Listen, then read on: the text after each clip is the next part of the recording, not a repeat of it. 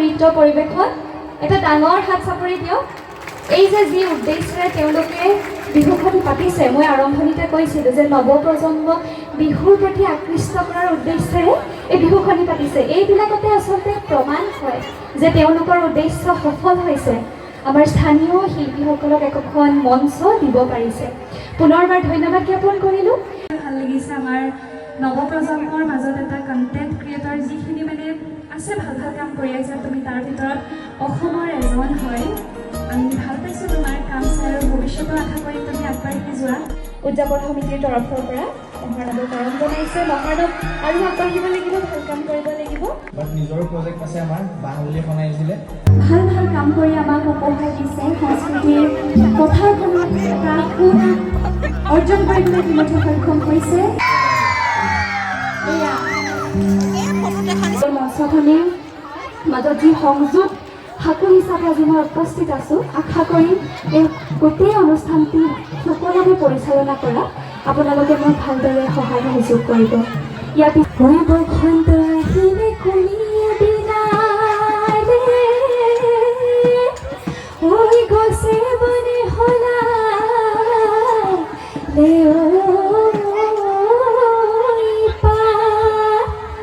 ঐ আমি অসমীয়া বিহুতে বুলি ঐ নাচো নাচো লাগিছে গাত। নাচো নাচো লাগিছেনে বাৰু গাত? নাচো নাচো লাগিছেনে বাৰু?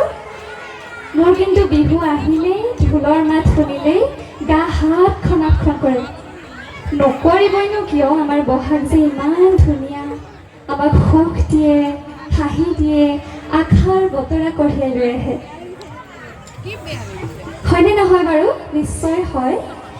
নমস্কাৰ, মই প্ৰস্তুতি ফুকন, বীৰ নাচি সেনা অসম আঞ্চলিক সমিতি লাকুৱা আয়োজন কৰা, লগতে স্থানীয় ৰাইজৰ সহযোগত আয়োজন কৰা এই লাকুৱা কেন্দ্ৰীয় বিহু কৰ্মশালাৰ সামৰণি অনুষ্ঠান, লগতে বহাগী আদৰণি অনুষ্ঠানলৈ আপোনালোক সকলোকে সাদৰেৰে নিমন্ত্ৰণ জনাইছোঁ।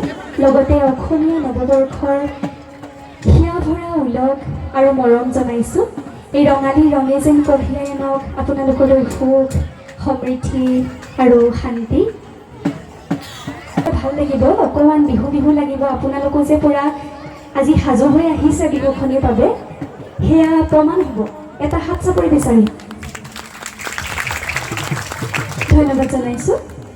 আচলতে ঋতুৰাজ বসন্তৰ আগমনৰ লগে লগে আমাৰ অসমীয়াই নতুন সজ্জাৰে ভৰি পৰে, গছে নতুন কুঁহিপাত মেলে আৰু অসমীয়াই নতুন নতুন কেশসজ্জাৰে আলোড়িত হয়। আৰু তেনে সময়তে আমাৰ ডেকা গাভৰুৰ মানে ঘৰতো নবহে মন, পথাৰতো নবহে মন, কমোৱা যেনেকৈ উৰে তেনেকৈ উৰিবৰ মন। আজি মই দেখিছোঁ আমাৰ লাকুৱাবাসীৰো তেনেকৈ উৰিবৰে মন, আৰু নহয়নে বাৰু? আপোনালোকৰ মনবিলাকো কমোৱা তোলাৰ দৰে উৰিছে নেকি? উৰিছে, সেইবাবে আজি ইয়াত আছে একেলগে আদৰিবলৈ। বাৰু যে কি নহওক, আমি অনুষ্ঠান আৰম্ভ কৰিবলৈ লৈছোঁ আৰু আমি আমন্ত্ৰণ জনাবলৈ জনাইছোঁ। এটা ডাঙৰ হাত চাপৰি বিচাৰি আমাৰ সমূহ উদ্যোক্তা সমিতিৰ কাৰণে। ইমান ধুনীয়াকৈ তেওঁলোকে আজি বিহুখনি আদৰাৰ প্ৰচেষ্টা কৰিছে। ইতিমধ্যে আমাৰ বহাগ আহিলেই, তথাপিও এয়া বহাগৰ আৰম্ভণি। আজি 4 বহাগ, ডাঙৰ বিহু।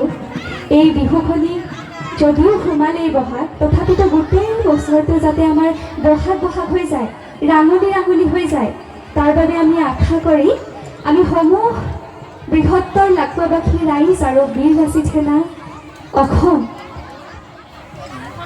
আমাৰ আঞ্চলিক লাকুৱা আঞ্চলিক সমিতিয়ে একেলগে বিহুক আদৰণি জনাবৰ কাৰণে এই যি প্ৰচেষ্টা চলাইছে, এই বিহুখনি আজি মুকলি কৰিবলৈ আমি গতিকে মঞ্চলৈ আমন্ত্ৰণ জনাইছোঁ। আমাৰ ৰঙৰ মেলা পাতিছে, ৰঙৰ মেলা পাতিছে পাৰ, ৰংঘৰৰ নাচনি ঐ লগৰে কাটে নাই, তৰণি ঐ লগৰে কাটে নাই, তৰণি ঐ লগৰে নাচো নাচো লাগিছে, নাচো নাচো লাগিছে গান। এই যে মই অকণমান আগত কৈছিলোঁ আমাৰ ৰাইজৰ আজি কমুৱা তোলাৰ দৰে মনবোৰ উৰিছে বুলি, ইয়াত দেখিলেনে আমাৰ নাচনীকেইজনী ইমান ধুনীয়াকৈ ইয়াত নাচি থৈ গ'ল, চেং বিহু পৰিৱেশন কৰি থৈ গ'ল, গাত মুগা ৰিহা মুগা মেখেলা মেৰিয়াই খোপাত কপৌ তগৰ গুজি। এটা ডাঙৰ হাত চাপৰি বিচাৰি, এটা ডাঙৰ হাত চাপৰি দিয়ক। যিখন বিহু কমিটি তেখেতসকলে গোহাৰিত আৰু ইয়াৰ পোষ্টাৰতো এটা বৰ ধুনীয়া উদ্দেশ্য তেওঁলোকে লিখিছে যে উঠি অহা প্ৰজন্মক বিহু সংস্কৃতিৰ প্ৰতি আকৃষ্ট কৰাৰ প্ৰচেষ্টাৰে তেখেতসকলে বিহুখনি পাতিছে। এটা কি ধুনীয়া উদ্দেশ্য নহয়নে? আধুনিকতাৰ ধান কুমলত আমাৰ নৱপ্ৰজন্ম যেন আজিকালি এটা বেলেগ দিশে ভাবিত হৈছে। তেওঁলোকে বিহুৰ যি স্বকীয় মৰ্যাদা সেয়া যেন কেতিয়াবা পাহৰি পেলাইছে।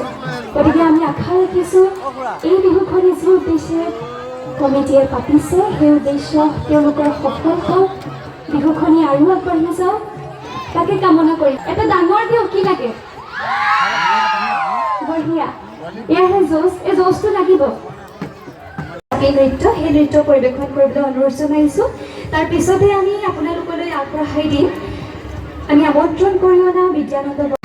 আপোনালোকৰ অপেক্ষাৰ অন্ত পৰিলে আৰু এয়া মঞ্চলৈ আহিছে আমাৰ অতিকে মৰমৰ অসমৰ বৰ্তমানৰ জনপ্ৰিয় কণ্ঠশিল্পী আমাৰ